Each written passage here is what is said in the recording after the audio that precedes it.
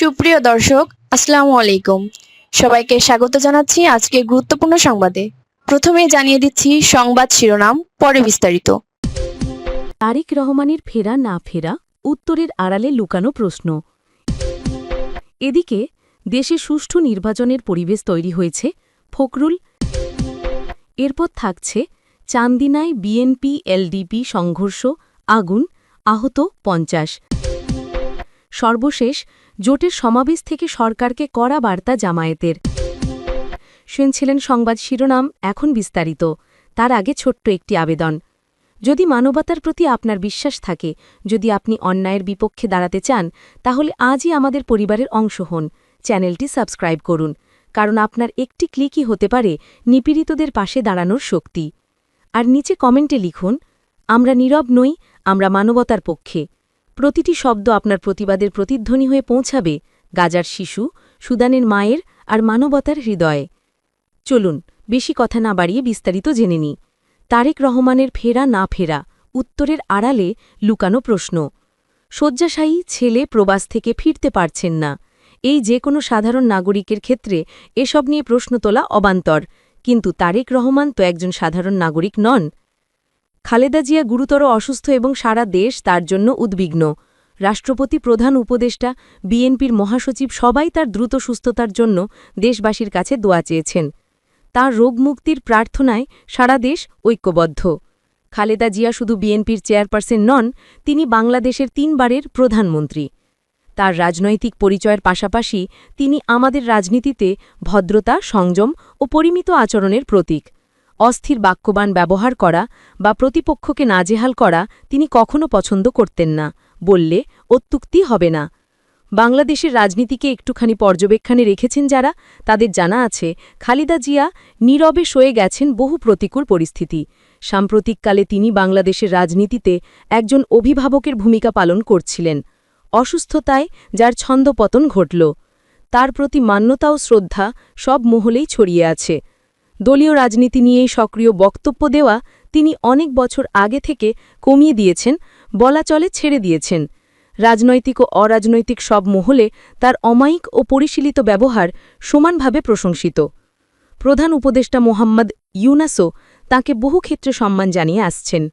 মাত্র কয়েকদিন আগেই দুজন সেনাবাহিনীতে একান্তে বসে শুভেচ্ছা বিনিময় করেছেন।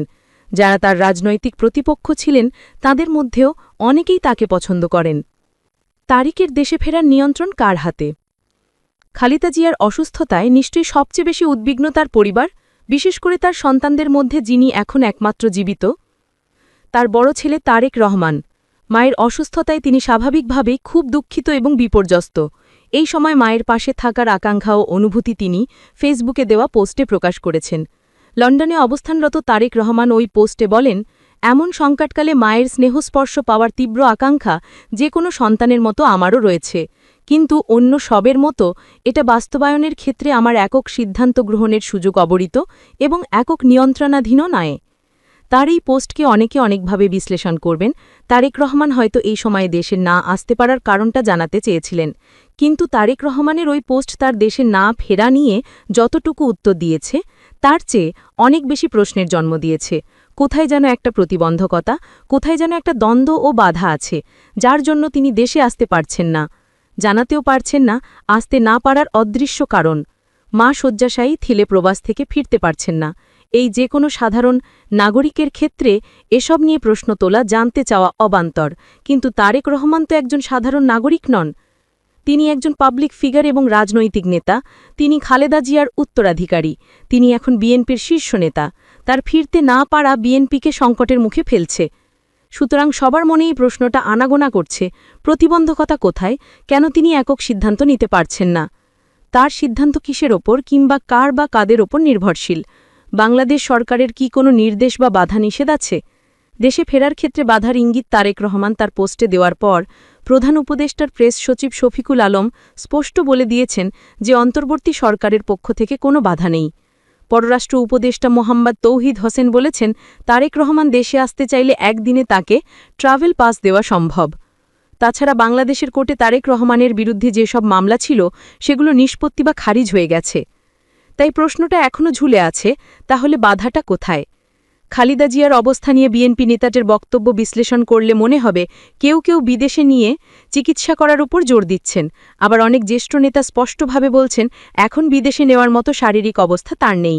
অবশ্য বিএনপির সবাই চিকিৎসক বোর্ডের ওপর ব্যাপারটা ছেড়ে দিয়েছেন এবং চাইছেন যে তিনি একটু সুস্থ হলে যেন ভালো চিকিৎসার জন্য লন্ডনে যেতে পারেন। বিএনপির ভারপ্রাপ্ত চেয়ারম্যান তারেক রহমানের উপদেষ্টা মাহদি আমিনের দেওয়া তথ্য অনুযায়ী খালেদা জিয়ার শারীরিক অবস্থার সামান্য উন্নতি হলেই তাকে লন্ডনে নিয়ে যাওয়ার পরিকল্পনা আছে পরিবারের। এয়ার অ্যাম্বুলেন্সের জন্য কাতার দূতাবাসের সঙ্গে যোগাযোগ করা হচ্ছে। তার বক্তব্য শুনে অনেকে হয়তো ভাববেন বেগম জিয়াকে যদি লন্ডনেই নিয়ে যাওয়া হয় তাহলে তারেক রহমানের আর দেশে আসার কী প্রয়োজন। বিএনপির মহাসচিব মির্জা ফখরুল ইসলাম আলমগীর এক সংবাদ সম্মেলনে বলেছেন এই মুহূর্তে অসুস্থ খালেদা জিয়াকে উন্নত চিকিৎসার জন্য বিদেশে নেওয়ার মতো শারীরিক অবস্থা তার নেই। চিকিৎসা, কূটনীতি এবং বক্তৃতা। খালেদা জিয়ার অসুস্থতায় দেশে বিদেশে অনেকে অনেকভাবে প্রতিক্রিয়া প্রকাশ করছেন। চীন সরকার ঘোষণা করেছে তারা একদল চিকিৎসক পাঠাবে খালেদা জিয়ার চিকিৎসায় সহযোগিতা করতে।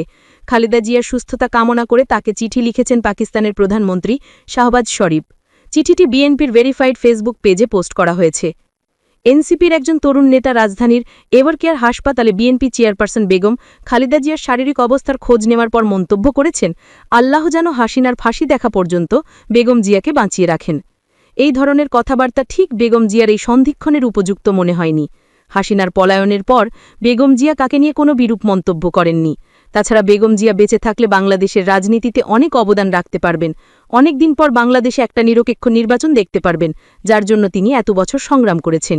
কিন্তু হাসিনার ফাঁসি দেখার জন্য তিনি কতটা উৎসাহী হবেন তার উত্তর যারা বেগম জিয়াতে ভালোভাবে চেনেন তারা সহজেই বলে দিতে পারবেন। এবি পার্টির চেয়ারম্যান মুজিবুর রহমান মঞ্জু বলেন খালেদা জিয়ার বর্তমান শারীরিক অবস্থার অবনতির কারণে নির্বাচন ক্ষতিগ্রস্ত হবে না। তবে যেহেতু তাকে দলীয় প্রার্থী ঘোষণা করা হয়েছে, এই জন্য বিএনপি চাইলে কমিশনের কাছে নির্বাচন কিছুদিন পিছিয়ে দেওয়ার আবেদন করতে পারে।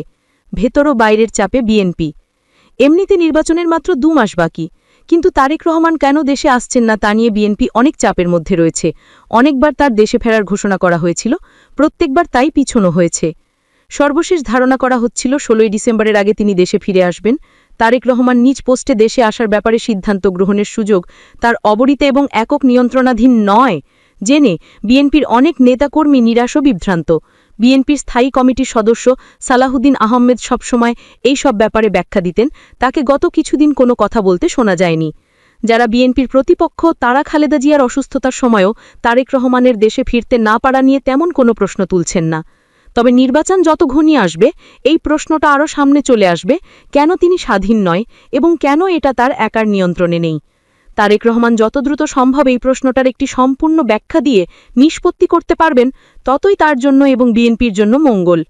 বেগম জিয়া যদি একটু সুস্থ না হন এমনিতেই বিএনপিকে অনেক বেশি সমস্যা মোকাবিলা করতে হতে পারে। তাকে 3টি আসনে নির্বাচনের জন্য মনোনীত করা হয়েছে। তাছাড়া বিএনপির যে কোনো অন্তর্দ্বন্দ্ব মেটাতে তার এক অঙ্গুলি হেলনেই অনেক কাজ হয়। বিএনপির জ্যেষ্ঠ নেতাদের সঙ্গে তারেক রহমানের সম্পর্ক ঠিক রাখার প্রধান নিয়ামক হলেন খালেদা জিয়া। প্রধান উপদেষ্টা মোহাম্মদ ইউনাস এবং জামায়াতে ইসলামের সঙ্গেও চলনশীল সম্পর্ক চালিয়ে যাওয়ার ব্যাপারে খালেদা জিয়া বিরাট ভূমিকা রাখতে পারেন। তাই এখনই বলে রাখা যায় খালেদা জিয়ার অবর্তানে বিএনপির রাজনীতি বড় ধাক্কা খাবে। এদিকে দেশের সুষ্ঠু নির্বাচনের পরিবেশ তৈরি হয়েছে ফখরুল। বিএনপি মহাসচিব মির্জা ফখরুল ইসলাম আলমগীর বলেছেন অনেক চড়াই উতরাই পার হয়ে অনেক আন্দোলন, অনেক রক্ত, অনেক আত্মত্যাগের মধ্য দিয়ে আমরা একটা সুযোগ পেয়েছি। এই গণ অভ্যুত্থানের পর নতুনভাবে বাংলাদেশকে গড়ে তোলার সুযোগ এসেছে। তিনি বলেন ড মোহাম্মদ ইউনূসের নেতৃত্বে অন্তর্বর্তী সরকার অনেকগুলো সংস্কার কমিশন গঠন করেছে। এইসব কমিশনের মাধ্যমে আমরা সংস্কারের সনদ স্বাক্ষর করেছি। বর্তমানে দেশে অবাধ ও সুষ্ঠু নির্বাচন অনুষ্ঠানের মতো পরিস্থিতি ও পরিবেশ তৈরি হয়েছে। সোমবার রাজধানী গুলশানে বিএনপির চেয়ারপারসন বেগম খালেদা জিয়ার রাজনৈতিক কার্যালয়ে এক অনুষ্ঠানে তিনি এসব কথা বলেন। এ সময় বিএনপি স্থায়ী কমিটির সদস্য সালাহুদ্দিন আহমেদ উপস্থিত ছিলেন। মির্জা ফখরুল বলেন অন্তর্বর্তী সরকার ইতোমধ্যেই 2026 সালের ফেব্রুয়ারিতে নির্বাচন আয়োজনে ঘোষণা দিয়েছে। সেই অনুযায়ী প্রস্তুতিও চলছে। আমরা অত্যন্ত আশাবাদী যে দেশের মানুষ এই সুযোগটি কাজে লাগিয়ে তাদের প্রতিনিধিত্বশীল পার্লামেন্ট গঠন করবেন। সেই পার্লামেন্টের মাধ্যমে তারা জনগণের গণতান্ত্রিক সরকার প্রতিষ্ঠা করবেন। বিএনপি একাধিকবার রাষ্ট্র পরিচালনার অভিজ্ঞতা অর্জন করেছে। আমাদের অভিজ্ঞতা থেকে এটুকু বলতে পারি, বিএনপি যদি সরকার পরিচালনার দায়িত্ব পায় তাহলে অবশ্যই দেশে সত্যিকার অর্থে গণতান্ত্রিক এবং সমৃদ্ধশালী অর্থনীতি গড়ে তুলতে সক্ষম হবে। বেগম খালেদা জিয়ার শারীরিক অবস্থা নিয়ে তিনি আরও বলেন, চেয়ারপারসন বর্তমানে অত্যন্ত অসুস্থ এবং হাসপাতালে চিকিৎসাধীন। সারা দেশের মানুষ তার সুস্থতার জন্য দোয়া করছেন। আমরাও তার জন্য দোয়া চাইছি, আল্লাহ তাআলা যেন তাকে দ্রুত সুস্থ করে আমাদের মাঝে ফেরত আনেন এবং দেশের জন্য কাজ করার সুযোগ দেন। সর্বশেষ, চান্দিনায় বিএনপি-এলডিপি সংঘর্ষ, আগুন, আহত ৫০। কুমিল্লার চান্দিনা উপজেলার চিলোড়া বাজারে একটি ব্যবসা প্রতিষ্ঠানে চুরির ঘটনাকে কেন্দ্র করে তুলকালাম কাণ্ড ঘটেছে। ঘটনা নিয়ে বিএনপি ও এলডিপি নেতাকর্মীদের মধ্যে দফায় দফায় সংঘর্ষ হয়েছে। এই সময় এলডিপি অঙ্গ সংগঠন গণতান্ত্রিক যুবদল বারেরা ইউনিয়ন শাখার সহসভাপতি মোহাম্মদ ফখরুল ইসলামকে কুপিয়ে জখম এবং একটি মোটরসাইকেল জ্বালিয়ে দেওয়া হয়েছে। সংঘর্ষে উভয় পক্ষের অন্তত ৫০ জন আহত হয়েছেন। গতকাল দুপুর থেকে বিকাল পর্যন্ত এই সংঘর্ষের ঘটনা ঘটে। ক্ষতিগ্রস্ত ব্যবসায়ী বারেরা ইউনিয়ন গণতান্ত্রিক স্বেচ্ছাসেবক দল সহসভাপতি ছোটন জানান, চিলোড়া বাজার জামা মসজিদের উন্নয়নের জন্য দান অনুদানের যে টাকা পাওয়া যায় তার সব সময় সেগুলো গণতান্ত্রিক যুবদল উপজেলা বারেরা ইউনিয়ন শাখার সহসভাপতি মোহাম্মদ ফখরুল ইসলামের মুদি দোকানে রাখা হয়। শনিবার দিনগত রাত ২:৩০টার দিকে দোকানের শাটারের তালা ভেঙে চুরির ঘটনা ঘটে। এ সময় চোর ওই দোকানে ক্যাশ ভেঙে মসজিদ ও দোকানের টাকা নিয়ে যায়। সিসি ক্যামেরা যাচাই করে দেখা যায় পার্শ্ববর্তী এতবারপুর গ্রামের মৎস্যজীবী দল নেতা রোকনের ছেলে রিফাত ওই চুরির ঘটনা ঘটায়। এর জেরে গতকাল দুপুরে রিফাতকে চিলোড়া বাজার থেকে আটক করা হয়। এই সময় রিফাতকে মারধর করে মাথার ন্যাড়া করে দেওয়া হয়। এই ঘটনার জেরে রিফাতের গ্রাম এতবারপুর পৌরসভার হারং ও মহারং এলাকার বিএনপি অঙ্গ ও সহযোগী সংগঠনের নেতাকর্মীরা গণতান্ত্রিক যুবদল উপজেলা বারেরা ইউনিয়ন শাখার সহসভাপতি মোহাম্মদ ফখরুল ইসলামের বসতবাড়িতে হামলা করে তাকে বেধড়ক মারধর ও কুপিয়ে জখম করেন। এ সময় স্থানীয় ব্যবসায়ীরা বাধা দেওয়ার চেষ্টা করলে তাদের মারধর ও দোকান ভাঙচুর করেন বিএনপি নেতাকর্মীরা। চান্দিনা থানা অফিসার ইনচার্জ জাবেদ উল ইসলাম সন্ধ্যায় জানান, চুরির ঘটনা থেকেই বিষয়টি রাজনৈতিক সংঘর্ষের রূপ নেয়। ঘটনার পর পুলিশ ও সেনাবাহিনী পরিস্থিতি নিয়ন্ত্রণে এনেছে।